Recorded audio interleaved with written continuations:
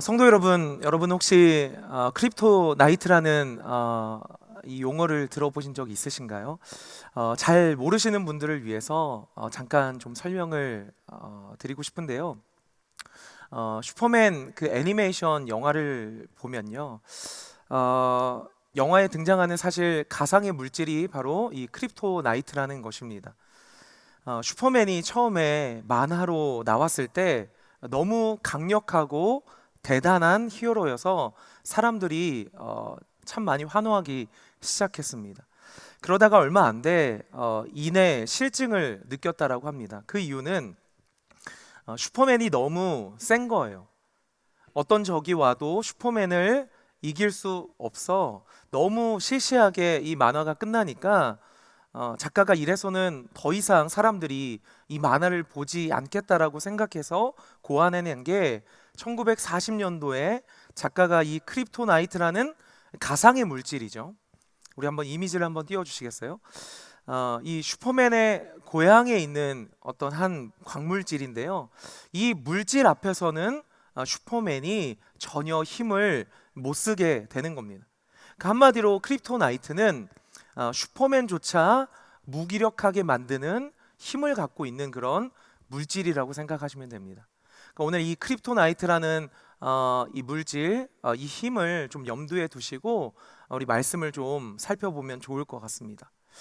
성경에 보면요, 아간이라는 한 사람이 등장합니다. 이스라엘 백성들이 광야에서 40년간의 유랑 생활을 마치고 하나님께서 허락하셔서 여호수아라는 대장을 필두로 해서 드디어 요단강을 건너 가나안을 점령하고 정복하고 약속하신 그 땅을 얻어가는 그런 과정들을 겪게 됩니다. 첫 번째로 그들이 만나야 했던 그 성읍은 여리고라는 아주 큰 성읍이었습니다. 그러니까 여리고 성은 지금까지도 현재 그 도시가 있는데 15,000년이나 되는 아주 오래된 도시입니다. 그 광야 이스라엘 지역에 있는 지역과는 좀 드물게 그 여리고라는 지역은요, 모든 물들이 모여 있어서 건기가 되어도 이 여리고라는 도시는 언제나 푸르른 풀들과 과일이 정말 맛이 있다라고 소문이 난 그런 도시입니다. 그래서 오래전부터 사람들이 그곳에 정착하여 마을을 이루고 또 마을이 점점 커져서 큰 성읍을 이루게 되었습니다. 그래서 성벽은 점점 두꺼워졌고 많은 군사가 모여 있던 곳이 바로 여리고성이 있는 도시였습니다. 그리고 이스라엘 백성들이 처음 그곳을 정복해 가야 했습니다. 아주 크고 두려운 대상이 되었던 거죠. 그런데 우리가 성경을 읽어서 우리가 결론을 잘 알고 있듯이 사실 여리고성을 이스라엘 백성들이 싸워서 이기질 않습니다. 하나님의 말씀에 순종해서 이스라엘의 60만 명의 남자 그 장정들이 싸우지 않고 첫날부터 여섯째 날까지 한 바퀴씩 돌고 일곱째 날에는 일곱 바퀴를 돌았을 때, 그리고 큰 함성을 외쳤을 때 정말 영화 같은 그 여리고성이 무너지는 것을 보게 되는 것이죠. 어쨌든 이스라엘 백성들이 하나님의 기적을 그 순종을 통해서 하나님의 그런 놀라운 일들을 경험하게 됩니다. 그렇게 대승을 거두고 나서 이스라엘 백성이 너무나 기쁘고 너무 좋았어요. 그리고 그들의 영적인 공동체가 분위기가 너무 기뻤던 거죠. 굉장히 하나님을 고백하면서 하나님께서 우리에게 승리를 주시는구나. 그 무시무시한 여리고 성읍을 15,000년이나 된 그 큰 성읍을 하나님의 말씀대로 했더니 칼 한 번 쓰지 않고 승리했다라는 그 기쁨을 갖고 그 다음 정복을 향해 나아가는데, 여리고성 다음에 만난 성이 바로 아이성이라는 곳입니다. 정말 여리고성에 비하면 정말 작은 성이었어요. 그러니까 여리고성을 함락하고 그 아이성에 정탐꾼을 보냅니다. 정탐을 해온 사람이 이렇게 보고하기를 여기는 대략 군사 한 2-3천 명 정도만 보내면 여기는 거뜬히 우리가 정복할 수 있다라는 어떤 보고를 하죠. 여리고성을 물론 무너뜨리기 위해 이스라엘 백성들은 싸우지도 않고 그 성을 이렇게 점령했지만 그런 과정을 겪었던 그들이 보기에 아이성은요, 너무 말 같은 수준이었습니다. 너무 작아 보였어요. 그래서 여호수아가 정탐꾼의 말처럼 그냥 한 3천 명 정도를 보냅니다. 당연히 이겨야 하는 싸움에서 그런데 어떻게 되었습니까? 그들은 패배하고 맙니다. 그리고 그 싸움을 통해 36명의 군사들이 죽는 일들이 발생하고 그 일을 통해서 이스라엘 백성이 정말 기뻤던 그 영적인 분위기가 어떻게 되면요, 침체되기 시작합니다. 이스라엘 백성들이 영적인 무기력에 빠지게 되는 거예요. 그때 여호수아가 하나님께 묻습니다. 하나님, 이게 어찌 되는 일입니까? 이 크고 강한 여리고 성도 칼 한 번 쓰지 않고 우리가 이겼는데 왜 이 아이성, 이 작은 성을 우리가 점령하지 못합니까? 물어보는 거예요. 그때 하나님이 답을 알려주시죠. 내가 너희에게 여리고성을 점령할 때 명령하지 않았냐? 그곳을 점령하고 거기에 나오는 전리품들은 너희에게 주어진 첫 승리이고 첫 재물이니 이 모든 전리품들은 여호와의 곳간에 드려야 된다라고 이야기를 했는데 너희 중 한 사람이 그 말에 불순종했다라는 겁니다. 그리고 제비를 뽑아 그 불순종한 사람을 찾아보니까 누구였습니까? 아간 한 사람이었다라는 겁니다. 이 아간이라는 한 사람이 하나님의 명령을 들었음에도 불구하고 성경에 보니까요, 시날산의 아름다운 외투 한 벌과 은 200세겔과 또 무게 50세겔 이 금덩어리를 자기 장막에 땅을 파서 숨겼다라는 겁니다. 그게 이제 밝혀진 거예요. 그러니까 하나님께서 이 아간 한 사람의 불순종 때문에 너희에게 패배를 주었고, 여러분 이 일로 말미암아 이스라엘 백성 36명의 군사들이 죽게 되었다라는 겁니다. 우리는 늘 성경을 읽을 때 남률로 보기 때문에 사실 이 36명의 숫자가 크게 다가오지 않을 수 있을 것 같습니다. 여러분 생각해 보세요. 당연히 이길 수 있는 전쟁 가운데 이스라엘 백성 36명이 죽었습니다. 그 말인 즉슨 36명은 졸지에 아버지를 잃은 겁니다. 36명은 졸지에 과부가 된 것이고요, 또 70명의 부모님들은 졸지에 자녀를 잃게 된 사건이라는 겁니다. 지금 이스라엘 공동체가 영적인 무기력에 빠지고 영적인 침체에 빠진 이유가 무엇이냐면 무슨 대단한 일 때문에 생긴 것이 아니라, 대단한 불순종 때문에 생긴 것이 아니라 단 한 사람 아간의 불순종으로 말미암아 이스라엘 전체의 영적인 무기력과 영적인 패배감이 그들 가운데 몰아오기 시작했다라는 겁니다. 그러면 여러분 성경을 보면 그 반대의 경우도 나오게 됩니다. 한 사람을 말미암아 그가 몸담고 있는 공동체의 영적인, 육적인 모든 상황들이 복을 받게 되는 성경의 스토리도 있습니다. 그 주인공은 우리가 잘 알고 있는 요셉입니다. 우리 창세기 39장 우리 2절에서 5절까지의 말씀을 우리 한 목소리 같이 한번 읽어보도록 하겠습니다. 시작. 여호와께서 요셉과 함께 하심으로 그가 형통한 자가 되어 그의 주인 애굽 사람의 집에 있으니 그의 주인이 여호와께서 그와 함께 하심을 보며 또 여호와께서 그의 범사에 형통하게 하심을 보았더라. 요셉이 그의 주인에게 은혜를 입어 섬김에 그가 요셉을 가정 총무로 삼고 자기의 소유를 다 그의 손에 위탁하니 그가 요셉에게 자기의 집과 그의 모든 소유물을 주관하게 한 때부터 여호와께서 요셉을 위하여 그 애굽 사람의 집에 복을 내리심으로 여호와의 복이 그의 집과 밭에 있는 모든 소유에 미친지라. 아멘. 여러분 이 말씀을 꼭 마음 가운데 이 하나님의 원리를 꼭 새기셨으면 좋겠습니다. 방금 전 다루었던 아간이라는 한 사람을 통해서 이스라엘 공동체 전체는 영적인 무기력이 찾아왔습니다. 반면에 지금 오늘 우리가 읽은 이 요셉 한 사람이 하나님을 경외하였고 하나님을 존중하는 그 한 사람이 있을 때에 그 애굽 사람들, 하나님을 알지 못하는 사람들임에도 불구하고 요셉으로 말미암아 그 집이 복을 받게 되는 놀라운 역사가 일어나게 되었다라는 것입니다. 하나님은 그렇게 일하시는 겁니다. 여러분 한 사람의 힘, 한 사람의 영향력, 그것이 선한 영역이든 악한 영향력이 되었든 크리스천은 반드시 어떤 영향력을 가지고 살아간다는 사실 여러분 기억하셔야 됩니다. 그렇기 때문에 우리가 오늘 본문으로 읽었던 고린도전서 5장에도 마찬가지로요, 지금 고린도 교회 공동체 안에 적은 소수 단 몇 사람이요 어떤 범죄함에 대해서 사도 바울은 이야기하기를 절대 그 몇 사람의 죄를 용납할 수 없다라는 겁니다.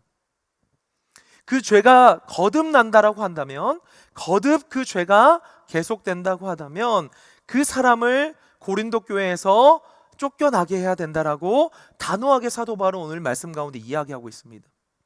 오늘 본문을 조금 더 가깝게 느낄 수 있도록 세번역 성경으로 우리가 이 말씀을 다시 한번 읽어보도록 하겠습니다. 여러분 분의 머릿속에 이 사도 바울의 외침을 한번 새겨보았으면 좋겠습니다. 우리 고린도전서 5장 9절에서 13절 우리 한번 세번역 성경으로 함께 읽겠습니다. 시작.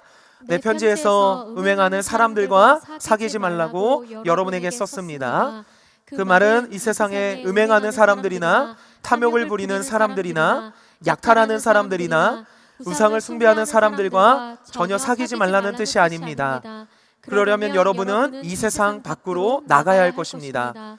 그러나 이제 내가 여러분에게 사귀지 말라고 쓰는 것은 신도로 하는 어떤 사람이 음행하는 사람이거나 탐욕을 부리는 사람이거나 우상을 숭배하는 사람이거나 사람을 중상하는 사람이거나 술 취하는 사람이거나 약탈하는 사람이면 그런 사람과는 함께 먹지도 말라는 말입니다. 밖에 있는 사람들은 심판하는 것이 나에게 무슨 상관이 있습니까? 여러분이 심판해야 할 사람들은 안에 있는 사람들이 아니겠습니까? 밖에 있는 사람들은 하나님께서 심판하실 것입니다. 여러분은 그 악한 사람을 여러분 가운데서 내쫓으십시오. 아멘. 여러분 우리가 잘 알다시피요, 사도 바울은 어떤 사람이에요? 사랑장을 쓴 사람입니다. 사랑은 오래 참고 또 사랑은 온유하며 긍휼과 자비를 서신서 곳곳에서 썼던 사람이 바로 사도 바울이에요. 그런데 그런 바울이요, 지금 교회 내에 일어나고 있는, 어떻게 보면요, 물론 죄는요 하나님 앞에 경계해야죠.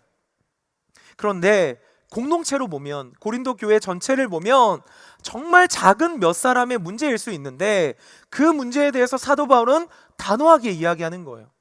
심각하게 여기면서 당장이 내쫓아야 된다라고 말씀하고 있다는 사실입니다. 여러분 오늘 설교 제목에 빗대어 보면요, 사도 바울은 명확하게 정확하게 알고 있던 사실이 있었습니다. 한 공동체 안에 있었던 단 몇 사람, 그 작은 죄악, 하나님이 금하시고 하나님의 사람으로서 해서는 안 되는 일을 하는 것이요, 아간처럼 그 공동체를 영적인 무기력 가운데, 영적인 패배감으로, 그리고 그 사람이 있는 곳을 무기력하게 만드는 크립토나이트가 될 수 있다는 것을 사도 바울이 이야기하고 있다는 사실입니다. 여러분 이처럼 성경은요 곳곳에서 단 한 사람, 크리스천 한 사람이 어떤 영향력을 발휘해야 되는지에 대해서 명확하게 성경은 이야기하고 있다는 겁니다. 저는 그래서 오늘 이 말씀을 통해서 여러분에게 이런 도전을 드리고 싶습니다. 여러분들이 예수님을 믿기로 다짐하였고 예수님의 사람들이 되기로 한 여러분들이 서 있는 곳곳에서 여러분은 크립토나이트가 될 것이냐, 아니면 크립토나이트를 치우는 사람이 될 것이냐, 여러분 예배를 통해서 우리가 반드시 결단해야 된다는 것입니다. 여러분 간절히 소망하는 것은요, 우리가 이 예배를 통해서 특별히 한 달간 이 새생명 축제를 진행할 때 내가 서 있는 곳곳마다, 복음을 전하는 곳곳마다 여러분 영적으로 무기력하게 만드는 이 크립토나이트를 여러분 무찔를 수 있는, 제거할 수 있는 한 사람으로 살아가시기를 주님의 이름으로 간절히 축원드립니다. 여러분 우리는 분명 둘 중에 한 사람으로 우리는 살아가게 될 것입니다. 내가 몸담고 있는 가정과 일터와 교회 공동체와 직장과 그것을 무기력하게 만들고 하나님의 영향력을 떨어뜨리는 크립토나이트의 역할을 감당하는 사람이 안타깝지만 우리가 그렇게 살아갈 수 있고요, 반대로 죽어져가는 내 가정, 빛을 잃어버려서 어둠 가운데 있는 수많은 영혼들 가운데 나와 관계된 수많은 사람들에게 내가 있는 곳곳마다 나로 말미암아 여러분 요셉처럼 그곳을 풍성한 곳으로 만드는 여러분 한 사람, 그렇게 살아갈 수 있다는 사실을 여러분 꼭 기억하시며 이 말씀을 우리가 나누기를 원합니다. 여러분, 우리 크리스천은 무언가 반드시 영향력을 갖고 있습니다. 무엇을 통해 증명되냐면요, 세상이 우리를 통해 기대하는 바를 보면 알 수 있습니다. 여러분, 우리가 크리스천으로 이 세상을 살아가 보면 여러분 느껴지는 것이 있습니다. 그게 무엇이냐면요, 예수 믿지 않는 사람들이 우리를 두고 기대하는지를 왜 아냐면 그들이 우리의 모습을 보고 실망하는 것을 보면 알 수 있다는 겁니다. 여러분, 우리가 익숙하게 방송을 보다 보면요, 교회나 기독교 단체나 곳곳에서 비리나 어떤 부도덕한 일들이 자주 이렇게 방송에 방영되는 것을 보게 됩니다. 참 부끄러운 일들이에요. 그러나 어찌 보면 사도 바울이 이야기한 것처럼 그 공동체, 그 기간에 일어나는 그 작은 일들에 여러분 경계하지 않고 그 일들을 절연히 잘라내지 못하고 여러분 묵혀두면 썩혀두었던 것이 그게 세상으로 드러나고 있는지도 모르겠습니다. 그런데 그게 단순히 보도되는 게 문제가 아니라 우리가 다른 사람에게 예수님은 생명입니다, 누군가에게 전달해야 되는데 그런 보도들이 계속 나오면 우리 복음 대상자들이, 태신자들이 교회를 나오고 싶어하는 마음이 생기지 않는다라는 겁니다. 여러분, 최근 넷플릭스에 공개된 나는 신이다라는 여러분 그런 그 프로그램을 보고요, 심지어 우리 청년부에서 이렇게 대학가에 전도를 나갔을 때 JMS라고 물어보는 경우가 여러분 종종 있었다라고 합니다. 그러니까 이런 모든 것들이 한국 교회를 무기력하게 만드는 것들이 된다라는 거예요. 그리고 그런 보도들이 나오게 되면 어김없이 댓글들이 달립니다. 이제 일상 용어가 되어버린 개독교라는 말. 이런, 왜 그럴까요? 어쩌면 세상은 우리에게 기대하는 바가 있다라는 겁니다. 우리 크리스천들은 뭔가 다르고 뭔가 착하고 뭔가 정직해야 되고 뭔가 그들은 우리에게 기대하는 바가 있다라는 겁니다. 그렇지 않기 우리를 향해 실망하고 있는, 어쩌면 우리에게 정말 기대하는 바가 크다라는 것을 우리가 볼 수 있다라는 겁니다. 보통 사람들이 교회를 다니지 않아도 이 중고등학교 때 세계 종교들에 대해서 배우는데 특별히 4대 종교라고 학교에서는 배웁니다. 4대 종교, 고등 종교에 대해서 지식적으로 배우기 시작할 때 기독교를 어떻게 배우느냐? 예수를 중심으로 예수가 보여준 희생으로 바탕으로 박애주의를 실천하는 종교다라고 학교에서는 가르칩니다. 이렇게 우리 학생들이 배우고 있단 말이에요. 그러다 보니 교회를 다니지 않는 세상 사람들이 교회를 향해 기대하는 바는요, 사실 박애주의입니다. 그들이 생각할 때 그들이 생각하는 겁니다. 너희의 교주 예수가 원수도 사랑하라고 하지 않았냐? 그러면서 너희는 왜 그렇게 사랑하지 않느냐? 여러분, 가만히 보세요. 여러분, 사람들이 기대하는 바가 불교를 두고 여러분 어떤 기대를 합니까? 여러분, 보통 스님들이 사랑하는 걸 여러분 기대합니까? 아닙니다. 여러분, 스님들은 고기만 먹지 않으면 되는 거예요. 그게 세상 사람들이 기대하는 바라는 겁니다. 여러분, 카톨릭은 어떻습니까? 카톨릭 신부님들은요, 술과 담배를 다 합니다. 그러나 세상 사람들이 카톨릭에 기대하는 바는 그게 아니에요. 카톨릭은요, 뭘 기대해요? 여자 문제죠. 왜냐하면 신부들은 결혼을 하지 않기 때문에 그렇습니다. 세상 사람들이 카톨릭에 기대하는 바는 거기까지예요. 그리고 미신이나 도사, 이런 그런 분들은요, 심지어 어떻게 살아도 상관이 없습니다. 부인이 넷이고 셋이고 술을 하고 담배해도 세상 사람들이 기대하는 바는 그게 아니에요. 뭐만 잘하면 돼요? 그냥 영험하면 돼요. 그냥 신통한 능력만 있으면 아무 문제가 없는 거예요. 왜요? 세상 사람들이 그들에게 기대하는 바는 거기까지 있기 때문에 그렇습니다. 그런데 안타깝게도 여러분, 우리 크리스천들을 향한 세상의 기준은 무엇입니까? 고기 안 먹고, 여러분, 이런 문제가 아니잖아요. 사랑을 하냐 하지 않느냐라는 거예요. 너희가 보는 성경의 원수도 사랑하라고 하지 않았냐? 그런데 왜 너희는 사랑하지 않느냐라는 거예요. 그럴 때마다 우리는 세상 앞에 크립토나이트가 되는 겁니다. 영적인 무기력감을 갖게 되는 거예요. 세상이 우리를 향한 기대가 그렇기 때문에 그렇습니다. 그러니까 거룩하고 착하고 사랑하며 살아는 크리스천이 되어야 되는 거예요. 그런데 여러분 가만히 보세요. 세상 사람들이 우리에게 향한 기대가 여러분 잘못된 기대입니까? 아니라는 겁니다. 여러분 예수님도 우리를 향해 갖고 계신 기대가 그와 같다라는 겁니다. 그런데 무섭게도 세상이 먼저 알았다라는 거예요. 여러분 크리스천은 이렇게 살아야 된다는 걸요 마태복음 5장에서 분명히 말씀하고 있습니다. 우리 마태복음 5장 13절에서 16절까지의 말씀을 같이 한번 읽어보겠습니다. 시작. 너희는 세상의 소금이니 소금이 만일 그 맛을 잃으면 무엇으로 짜게 하리요? 후에는 아무 쓸데없이 다만 밖에 버려져 사람에게 밟힐 뿐이니라. 너희는 세상의 빛이라. 산 위에 있는 동네가 숨겨지지 못할 것이요 사람이 등불을 켜서 말 아래에 두지 아니하고 등경 위에 두나니 이러므로 집안 모든 사람에게 비치느니라. 이같이 너희 빛이 사람에게 비치게 하여 그들로 너희 착한 행실을 보고 하늘에 계신 너희 아버지께 영광을 돌리게 하라. 아멘. 여러분 예수님께서 지금 산상수훈을 통해서 저와 여러분들 크리스천들에게 어떤 기대와 목적을 갖는지 아십니까? 너희는 세상의 소금이고 세상의 빛이라는 겁니다. 여기에 중요한 게 있죠. 지금 성경을 보면 너희는 빛이 되어라, 너희는 소금이 되어라 하지 않으시고 주님은 분명히 너희는 세상의 빛이다, 너희는 세상의 소금이다라는 겁니다. 그냥 빛이 아니죠. 너희는 세상의 빛이라고 말씀하고 있다라는 겁니다. 그럼 이게 중요한다라는 거예요.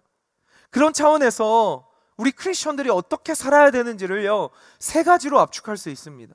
여러분 설명을 들으면서 나는 어떤 크리스천의 유형에 속한지를 한번 점검해 봤으면 좋겠어요. 첫 번째는요 세속화된 크리스천의 유형입니다. 오늘 본문에 보자면요 교회 안에 있지만 고린도 교회 안에 있지만 범죄하는 몇 명 무리들이라고 할 수 있어요. 명목상 크리스천입니다. 여러분 미국에는 이런 이들을 두고 신조어가 생겼는데 처치고어라고 합니다. 그냥 교회 다니는 사람이에요.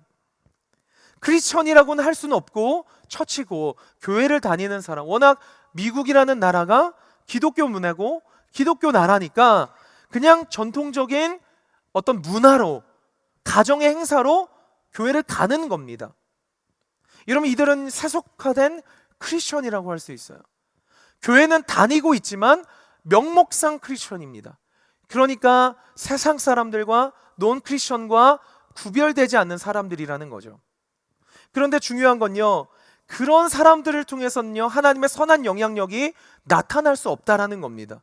오히려 그들로 말미암아 복음의 크립토나이트가 될 수 있다라는 거예요.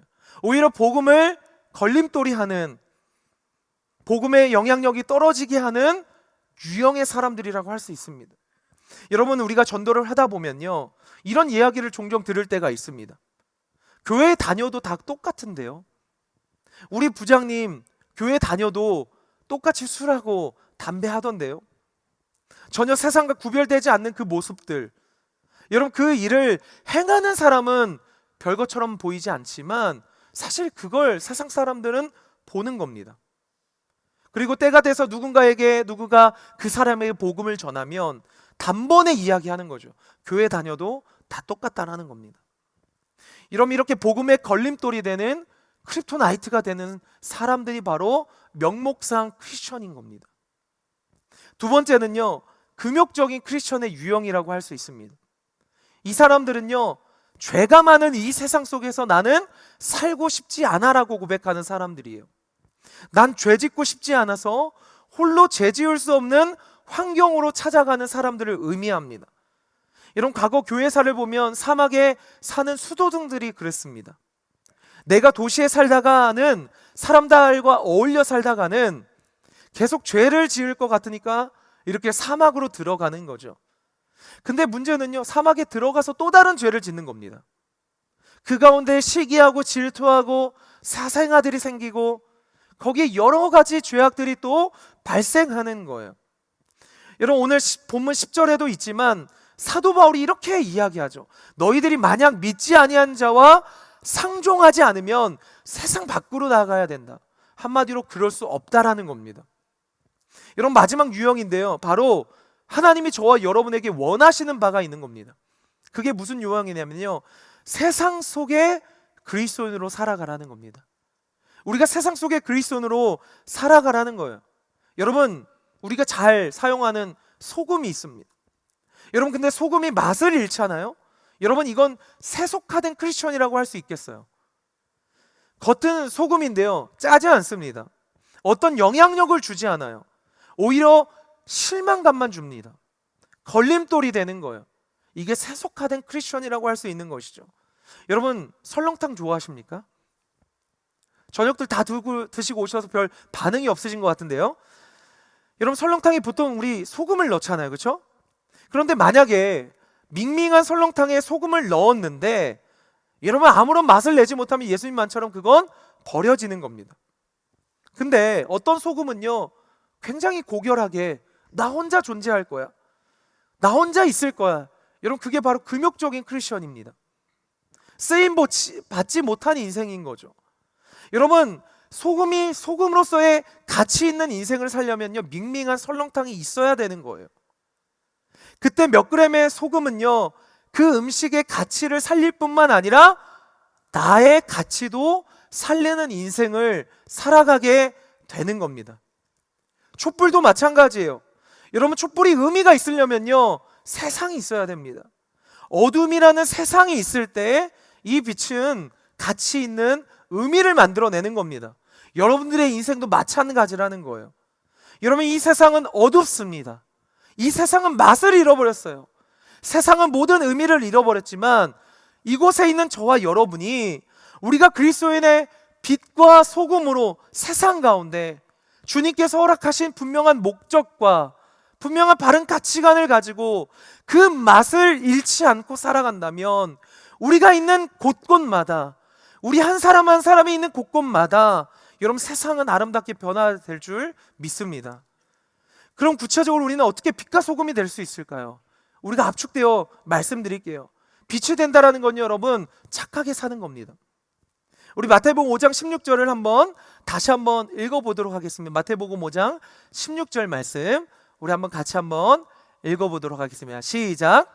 이같이 너희 빛이 사람 앞에 비치게 하여 그들로 너희 착한 행실을 보고 하늘에 계신 너희 아버지께 영광을 돌리게 하라. 아멘. 여러분, 오늘 말씀을 보면요, 간단히 설명하면 빛이 된다라는 건요, 착한 행실이라는 거예요. 우리가 예수님을 본받아 착하게 살려고 애를 쓸 때 우리가 있는 곳곳마다 크립토나이트를 깨버리고 치우는 사람으로 살아갈 수 있다라는 거예요. 그런데 우리가 크리스천임에도 불구하고 착한 행동을 하지 않고 착한 삶을 살지 않을 때 우리는 복음에 오히려 걸림돌, 복음의 크립토나이트가 되게 된다는 사실 여러분 기억하셔야 됩니다. 여러분, 소금은 뭐냐?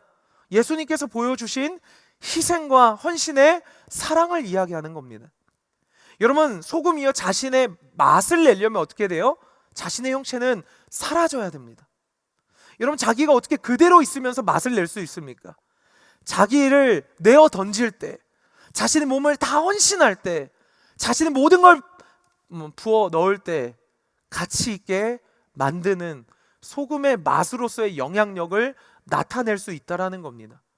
여러분, 예수님이 산상수훈에서 사랑에 대한 지침을 주시면서요, 이 소금이 어떻게 살아야 되는지를 한층 더 확고하게 말씀하십니다. 마태복음 5장 39절에서 41절입니다. 제가 읽어드리겠습니다.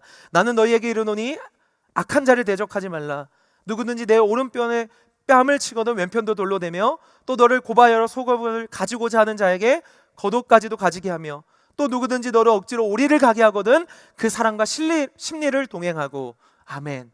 여러분, 저는 이 말씀을 묵상할 때 억지로와 동행이라는 마음에 눈이 갔습니다. 여러분, 그 당시에 이스라엘 백성들은 로마 제국의 압제를 당했습니다. 그러니까 당시에 어떤 문화가 있었냐면요, 로마 병사들이, 로마 이렇게 병사나 관리들이 아무 때나 언제나 유대인들을 시도 때도 없이 부를 수 있었습니다. 시도 때도 없이 불러서 이스라엘 백성들, 유대인들을 불러서 짐을 지게 했습니다. 그리고 어디든 데려갈 수 있었습니다. 그래서 여러분, 유대인들이 농사를 하다가 로마 병사가 너 좀 와라, 나랑 같이 가자, 그리고 짐꾼이 되어서 따라가야 되는 거예요. 식민지를 지배를 받고 있었기 때문이죠. 그런데 그런 일들이 너무 남용되기 시작하니까 너무 심해지니까 유대인들이 아무리 지배를 받고 있지만 너무 민심이 흉흉해지자 유대인 지도자들이 모여서요 로마 총독부를 찾아가서 나름의 협약을 맺은 게 있어요. 그게 뭐냐면요, 좋다, 짐꾼으로 사용해도 되는데 적어도 오리까지만 가게 하자. 그 짐을 오리까지만 정당화시킨 겁니다. 어떤 상황이든. 그런데 오늘 성경 말씀을 보면 예수님께서 뭐라고 말씀하십니까? 누군가 억지로 그 법에 따라서 정당하게 오리를 짐을 지게 하거든 너희들은 어떻게 해라? 심리를 동행해 주어라. 너희들 억지로 가지 말고 그와 심리를 동행해 주어라고 성경은 이야기하고 있습니다. 여러분, 이게 뭐예요? 소금이 되는 삶입니다. 이게 소금으로서 맛을 내는 삶이라는 겁니다. 아무리 부당해도 아무리 봐도 말이 안 돼요. 그런데 주님은 너희는 소금이니, 너희는 세상의 소금이니 그와 기꺼이 동행해 주라는 겁니다. 여러분, 이런 원리대로, 이 말씀대로 그대로 살았던 초대교회의 많은 사회의 하층미들이요 예수님의 말씀에 본받아 억지로 짊어지는 부동한 모든 상황 속에서 그들의 주인에게 기꺼이 그 짐들을 옮기기 시작하고 동행해 주는 겁니다. 무슨 말이냐면요, 여러분, 처음에 이 기독교의 복음이 어디로부터 들어왔냐면 하층미들에게 들어왔습니다. 워낙 복음이 자유를 선언하니까 막 하층미들에게 자유를 선포하는 종, 노예, 부하, 계급에 있는 분들에게 복음이 들린 거예요. 복음을 들으니까 어떤 사랑의 메시지를 듣겠죠. 너희 상전을 죽게 하듯 하고 억지로 하는 일을 하지 말고 기뻐이 기쁨으로 하라, 뭐 이런 말씀을 들은 것 같아요. 그러자 그들이 그 말씀에 순종해서 헌신해서 마땅히 자신이 해야 할 권리까지 포기하자 주인에게 막 섬기기 시작하는 일들이 나타나는 겁니다. 그러자 주인들이, 왕족들이, 귀족들이 의아해하기 시작하는 거예요.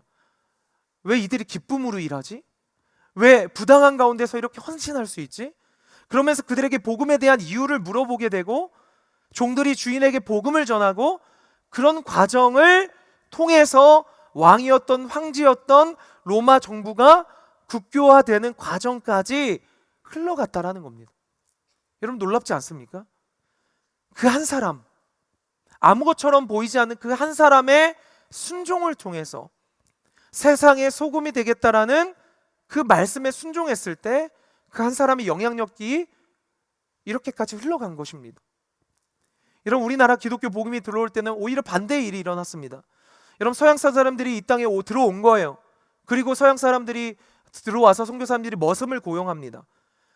서양 선교사님들이 머슴을 고용한 건 일을 시키기 위해서가 아니라 복음을 전하기 위해서요. 이 머슴들이요, 신기한 건 주인, 선교사들이 일을 시키지 않습니다. 오히려 먹여주고 공부시켜주고, 조선 주인들은 자기를 짐승 취급하고 맨날 때리고, 그런 상황 가운데서 서양 선교사들이, 주인이, 백인들이 너무 잘해주는 거예요. 여러분, 그런 과정 중에서 여러분 머슴 출신의 목사님이 나오게 되는 겁니다. 어떻게 보면 선교사님도 머슴을 고용한 주인이라고 할 수 있는데 선교사님도 그 권리를 포기하고 그분들에게 한 사람의 선한 영향력을 나타나고 있었다라는 겁니다. 말씀을 정리하도록 하겠습니다. 사랑하는 성도 여러분, 주님은 요한복음 말씀을 통해서 나는 세상의 빛이라고 말씀하십니다. 그 얘기에 머물지 않고 저와 여러분을 향해 너희는 세상의 빛과 소금이라고 말씀하셨습니다. 여러분, 우리가 예수를 믿고 예수를 주인 삼았을 때 예수님 당신이 이 어둠을 몰아내셨던 빛이 되셨던 것처럼 저와 여러분이 우리가 있는 곳곳마다 세상의 소금과 빛으로 살아가라는 사명, 그 맛을 잃어버리지 말라는 한 사람의 영향력을 드러내라고 말씀하셨다라는 겁니다. 사랑하는 성도 여러분, 여러분은 어떤 존재가 되시겠습니까? 세상에 오히려 하나님의 복음에 걸림돌이 되는 크립토나이트가 되시겠습니까? 아니면 크립토나이트를 깨시는 존재가 되시겠습니까? 여러분, 빛을 전해주시는 하나님의 사람이 되시겠습니까? 아니면 주어진 빛마저도 나의 욕심과 갈망으로 그 모든 빛을 꺼버리는 사람이 되어 살아가시겠습니까? 여러분, 한 사람의 힘을 얕보지 마십시오.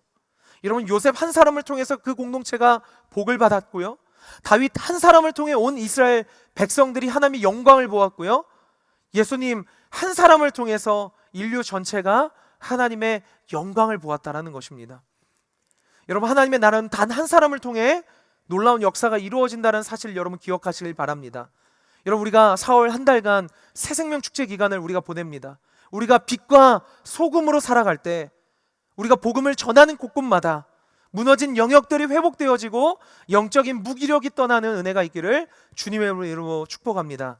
내 가정과 빛을 잃어버려서 어둠 가운데 있는 나와 관계된 수많은 영혼들이 나로 말미암아 빛과 소금으로 살아가는 나 한 사람을 말미암아 요셉처럼 풍성해지는 그런 일들을 맛보는, 특별히 우리가 품은 사랑하는 태신자들이 예수님과 동행하는 따뜻한 봄날을 경험하는 우리 용인제일교회가 되기를 주님의 이름으로 간절히 축원드립니다.